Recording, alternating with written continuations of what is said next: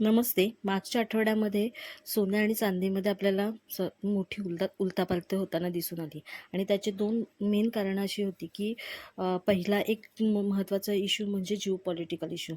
ह्या जिओपॉलिटिकलच्या इश्यूमध्ये इस्रायल आणि इराण ह्यांचं जे वाढतं युद्ध होतं त्याचा जो इम्पॅक्ट आहे हा मार्केटवर होताना दिसला. आणि दुसरी मेजर गोष्ट अशी होती की फेडरल रिझर्व्हच्या बँकेची जी इंटरेस्ट रेटवर झालेली बैठक, तसेच बँक ऑफ चायना आणि बँक ऑफ इंग्लंड यांच्याही इंटरेस्ट रेटवरती झालेला बैठक, याचा सगळा जो इम्पॅक्ट आहे हा आपल्याला कुठे बघायला भेटला तर सोन्या चांदीच्या वाढत्या भावामध्ये आणि कमी होणाऱ्या भावामध्ये.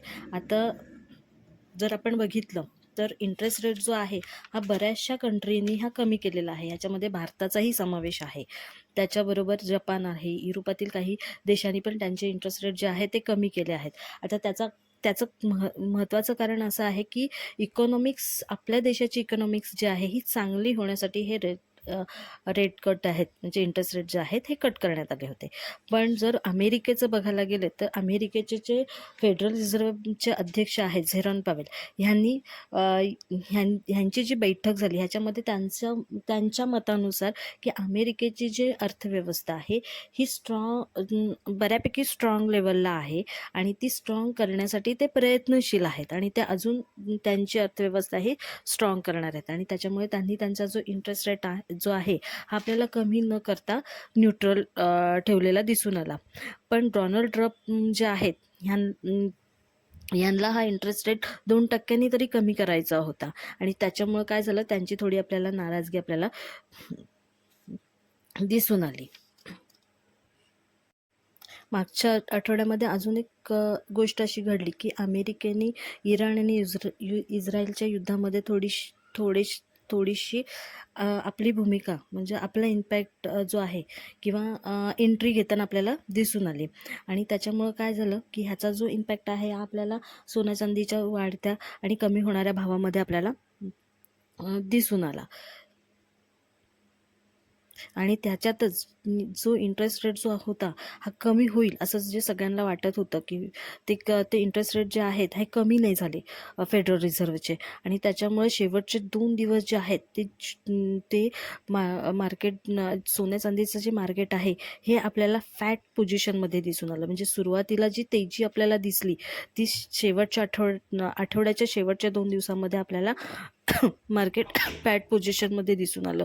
त्याचं मेन कारणच असं होतं की इंटरेस्ट रेट जे आहेत ते झेरॉन पावेलनी कमी केलेले नाहीत. आता बघायला गेलं तर आपण ह्या आठवड्यामध्ये सोन्या आणि चांदीमध्ये काय पद्धतीने मार्केट चालू शकतं हे बघूयात. तर चांदी जरचा या आठवड्यामध्ये म्हणजे 23 जून ते 27 जूनमध्ये मार्केट, सोन्या चांदीचं जे मार्केट आहे हे कसं चालणार आहे हे आपण बघूयात, ह्याचा आढावा घेऊयात. तर चांदी जी आहे ही कदाचित या आठवड्यामध्ये 2% खाली येताना पडेल, कारण ज्या ह्यांनी तिचा रेट वाढलेला आहे. तर मार्केट शक्यतो चांदी जे आहे त्याच्यामध्ये जे सेलर जे असतात हे मोठ्या प्रमाणात ॲक्टिव्ह होताना आपल्याला दिसतात. तर त्याच्यामुळे कदाचित आपल्याला या वीकमध्ये चांदी जी आहे ही 2% खाली पडताना दिसून येईल. तर त्याचा सपोर्ट आणि रेजिस्टन्सचा जर विचार केला की या आठवड्यामध्ये चांदी कुठल्या सपोर्ट आणि रेजिस्टन्समध्ये खेळू शकते, तर त्याचा जो सपोर्ट आहे हा 3514 आहे आणि रेजिस्टंट आहे तो 3697 पर्यंत ह्या रेंजमध्ये कदाचित आपल्याला ह्या वीकमध्ये मार्केट आपल्याला चांदीचं दिसून येईल. तर या आठवड्यातला जर सोन्याचा विचार केला तर या आठवड्यामध्ये मोठे इव्हेंट्स नाही आहेत. त्याच्यामुळे मार्केट जे आहे सोन्याचं हे कुठल्या लेवलला जाऊ शकतं याचा आपण अंदाज घ्यायचा झाला तर इराण आणि इस्रायलचं जे वाढतं युद्ध आहे त्याच्यामुळे कदाचित हा जर विषय बघितला, म्हणजे इराण आणि इस्रायलचं युद्ध हा जर विषय बघितला तर ह्याच्यापेक्षा असे मोठे कुठले इव्हेंट आपल्याला आठवड्यात दिसत नाही आहेत.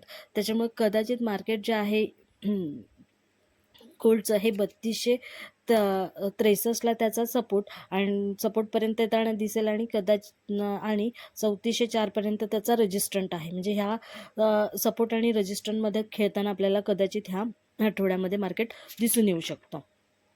जर टेरिफचा विषय घेतला या आठवड्यातला तर आत्ताच्या ह्या काही दिवसांमध्ये टेरिफची अशी कुठली न्यूज आपल्यापर्यंत पोहोचलेली नाही आहे. त्याच्यामुळे टेरिफचा जो विषय आहे हा थोडासा आपण बाजूला ठेवूया सोन्या चांदीच्या चढ उतारासाठी. आता दुसरा महत्त्वाचा मेजर विषय असा आहे, डेथनी जे आकडे सादर केलेले आहेत ह्याच्यामध्ये या आकड्यांनुसार अमेरिकेमध्ये मंदी येताना आपल्याला दिसून येते. म्हणजे जर अमेरिकेमध्ये जर मंदी येते तर डॉलर जो आहे हा वीक होताना दिसेल आणि त्याचा इम्पॅक्ट म्हणून जो आहे हा गोल्ड जो आहे हा आपल्याला स्ट्रॉंग होताना दिसेल. आणि त्याच्याचबरोबर दुसरी गोष्ट अशी आहे की जिओपॉलिटिकल्स इश्यू म्हणजे इस्रायल आणि इराणचं जे युद्ध वाढत आहे ह्याचा इश्यू आहे. त्याच्यामुळे मार्केट जे आहे हे सोन्या आणि चांदीसाठी स्ट्रॉंग असेल, सोन्यासाठी तेजीच असू शकेल. पण मागच्या आठवड्यामध्ये जी अमेरिकेची इंटरेस्ट रेटवरची बैठक झाली फेडरल रिझर्व्हची, त्याच्यामध्ये इंटरेस्ट रेट कट केलेले नाही आहेत, ते स्थिर राहिले. ह्याचा जो इम्पॅक्ट आहे हा आपल्याला गोल्डवर दिसून येईल. त्याच्यामुळे गोल्ड जो आहे हा कदाचित सुरुवातीला प्रॉफिट बुकिंगमध्ये दिसून येईल आणि त्याच्यानंतर जे आहे हा तेजीमध्ये पण कदाचित दिसून येऊ शकतो. म्हणजे ह्या सगळ्याचा फंडामेंटली आपल्याला स्टडी करून आपल्याला TP आणि SL ह्याचा वापर करून आपल्याला आपल्या पोझिशन ब्रेक करणं गरजेचं आहे.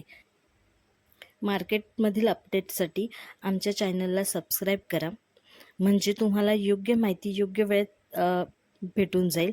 आणि व्हिडिओ जर आवडला असेल तर लाईक आणि शेअर करायला विसरू नका. थँक्यू.